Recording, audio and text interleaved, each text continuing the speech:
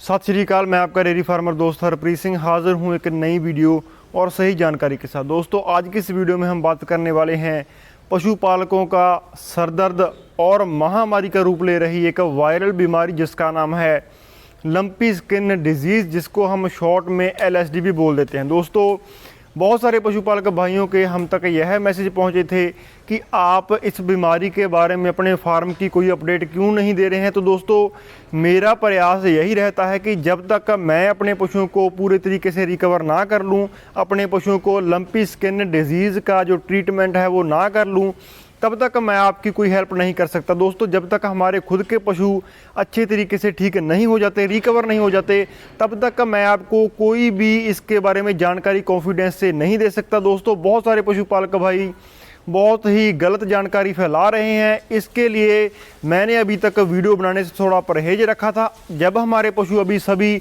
तकरीबन 12 से 15 पशु हमने अच्छे तरीके से जो इससे लंपी स्किन डिजीज़ से अफेक्टेड थे, हमने उनको रिकवर कर लिया है। तो आज मैं आपको इसके बारे में पूरा डिटेल में समझाने वाला हूं। दोस्तों, लंपी स्किन डिजीज़ के बारे में डिटेल में बात करेंगे। इसके क्या क्या लक्षण रहते हैं, इसका क्या ट्रीटमेंट हमने अपने फार्म पर किया है, और इसके अलावा लंपी स्किन डिजीज़ में आने वाली कुछ और बीमारियां जैसा कि TDS हो गया, जिसको हम 3 डेज सिकनेस बोलते हैं, या कुछ और भी जो नई बीमारियां हमें अपने पशुओं में इस साल देखने को मिली हैं, उसके बारे में डिस्कस करेंगे।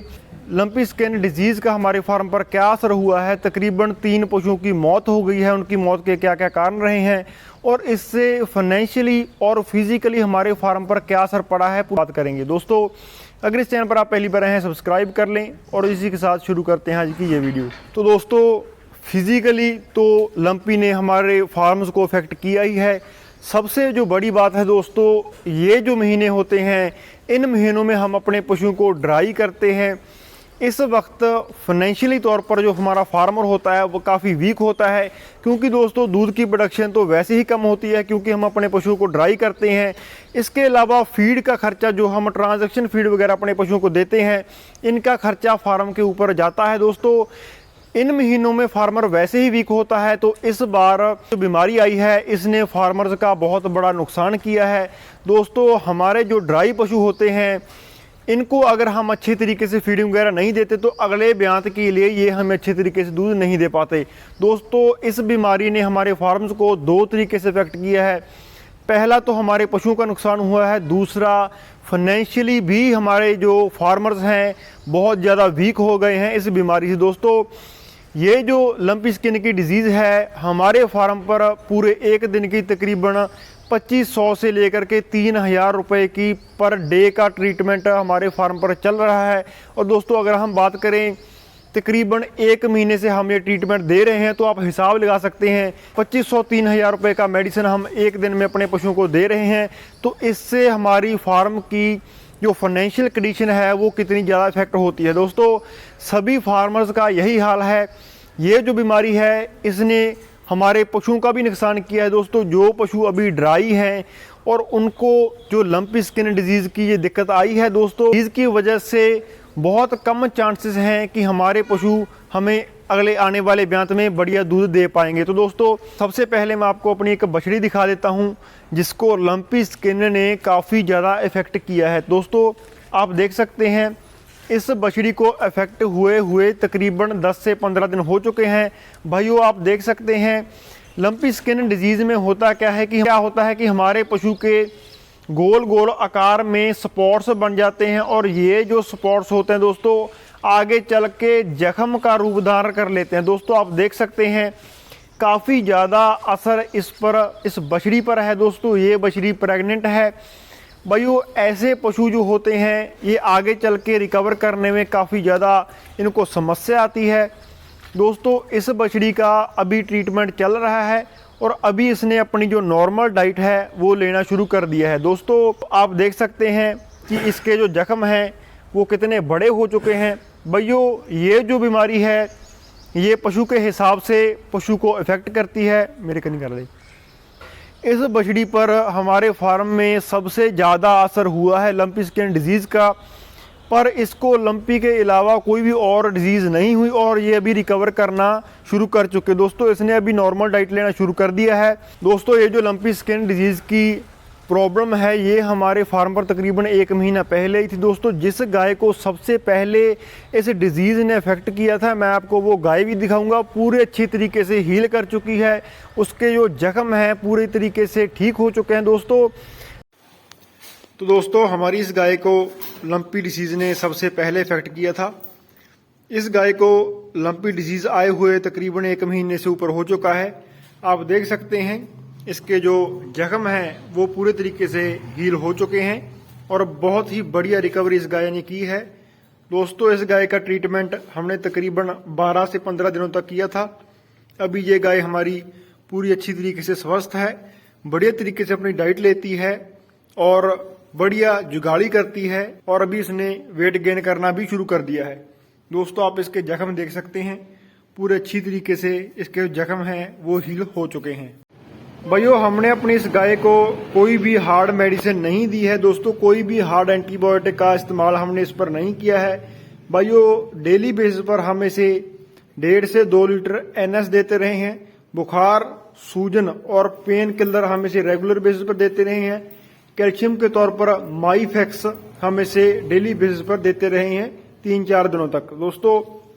हमारी ये गाय बढ़िया तरीके से रिकवरी कर चुकी है। इसके जो पैर हैं वो बहुत ही बुरी तरीके से सूज गए थे, खाना पीना इसने बंद कर दिया था और सेल इसके कम हो गए थे दोस्तों। अभी आप देख सकते हैं हमारी ये गाय पूरी अच्छी तरीके से स्वस्थ है।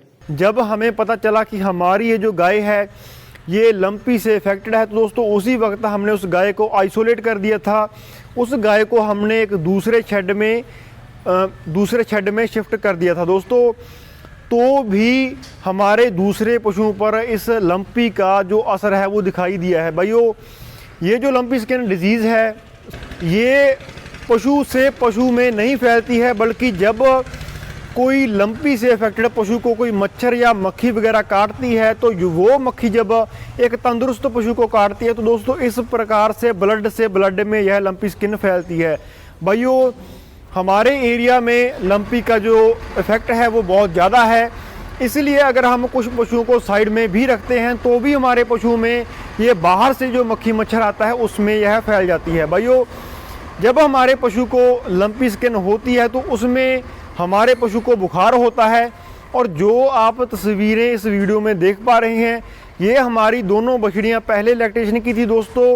इन दोनों बछड़ियों की डेथ हो चुकी है। इसके अलावा एक हमारे पास ओल्ड एज काऊ थी दोस्तों, उसकी भी डेथ हो चुकी है भाइयों। ये जो बछड़ियाँ हैं इन दोनों बछड़ियों को लंपी स्किन डिजीज़ के साथ साथ TDS यानी कि 3 डेज सिकनेस जिसको हम लंगड़ा बुखार बोलते हैं, जो 3 दिनों तक चलता है दोस्तों। ये जो बुखार होता है ये बहुत ही तेज़ी से पशु को होता है, तकरीबन 106-107 के आसपास हमारे पशुओं को ये बुखार चला जाता है भाइयों।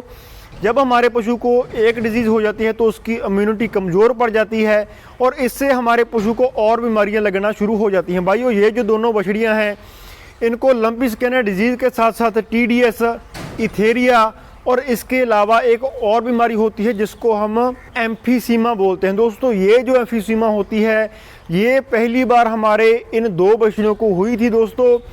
इन सब इतनी ज़्यादा बीमारियों के चलते इन बछड़ियों का जो ट्रीटमेंट है वो भी हम साथ ही साथ करते रहे, पर इतनी ज़्यादा बीमारी होने के कारण इन 2 बछड़ियों की डेथ हो चुकी है दोस्तों।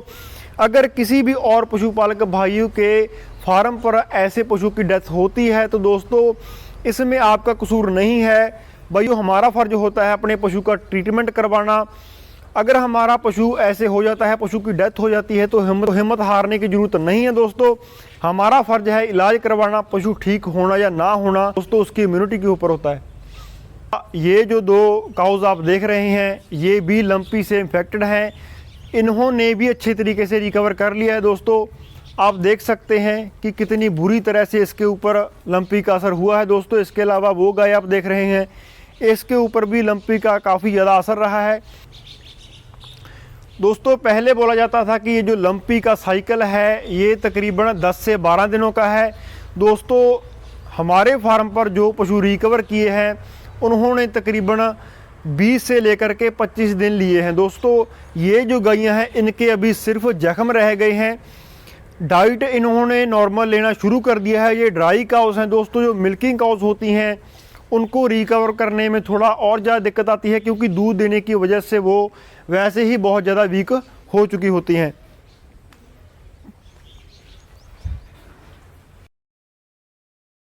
सबसे ज़रूरी बात जो मैं आपको बताना चाहता हूं कि लंपी स्किन डिजीज़ की अभी तक कोई भी प्रूव्ड, साइंटिफिकली प्रूव्ड मेडिसिन नहीं है। भाइयों, अगर आपको कोई भी लंपी स्किन की मेडिसिन कह करके आपके पशु का ट्रीटमेंट शुरू करता है तो दोस्तों आप मत करवाइए, क्योंकि हाल ही में अभी तक इसकी कोई भी साइंटिफिकली प्रूव्ड मेडिसिन नहीं है। भाइयों, लंपी स्किन की जो मेडिसिन है वो गोट के लिए है दोस्तों, गाय के लिए स्पेशल इसकी कोई मेडिसिन नहीं है।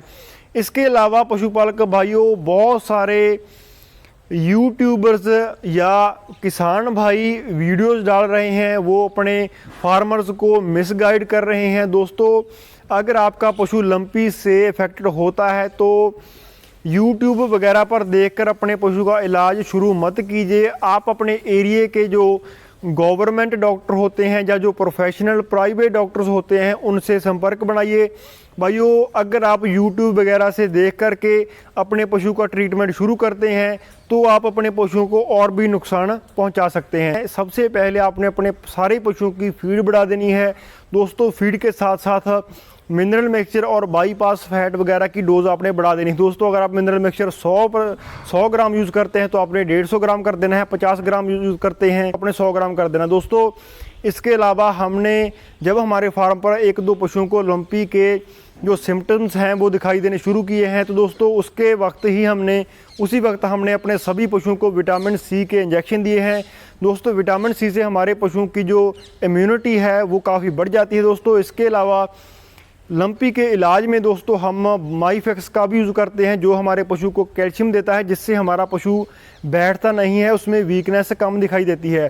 भाइयों, इसके अलावा फीडिंग पर आपने पूरा ध्यान देना है। जो पशु हेल्थ वाइज बढ़िया रहते हैं उन पर लंपी का जो इफ़ेक्ट है वो देखने को बहुत ही कम मिला है दोस्तों। तो भाइयों, वीडियो के आखिर में आपको यही बात कहना चाहता हूँ कि बहुत सारे हार्ड एंटीबायोटिक्स हमारे फार्मर्स यूज़ कर रहे हैं जो पशु की इम्यूनिटी को और कम कर रहे हैं, हमारे पशुओं को और ज़्यादा कमज़ोर कर रहे हैं दोस्तों। हाईटेक वगैरह जो इंजेक्शन्स होते हैं ये हमारे फार्मर्स बहुत ज़्यादा यूज़ कर रहे हैं दोस्तों। हाईटेक वगैरह जैसे इंजेक्शन हैं वो हमारे पशु को और ज़्यादा वीक करते हैं दोस्तों। ऐसे हार्ड इंजेक्शन से आपने परहेज रखना है। जब हमारे पशुओं के ऊपर घाव हो जाते हैं, लंपी जो पक जाती है दोस्तों, उसके वक्त आपने इनके जख्मों को अच्छे तरीके से साफ़ करते रहना है। मक्खी वगैरह इस पर नहीं बैठनी चाहिए दोस्तों। आप इन जख्मों को डिटॉल वगैरह से या और जो डिसइंफेक्टेंट आते हैं दोस्तों उनसे इनको साफ़ करके इन पर रेगुलरली बीटाडीन लगाते रहें, ताकि दोस्तों इन जख्मों में कीड़े वगैरह ना पड़ें दोस्तों। इसके अलावा आपका जो पशु है वो धीरे धीरे रिकवर कर जाएगा। जल्दी ही मिलते हैं नई वीडियो में, तब तक के लिए सत श्री अकाल।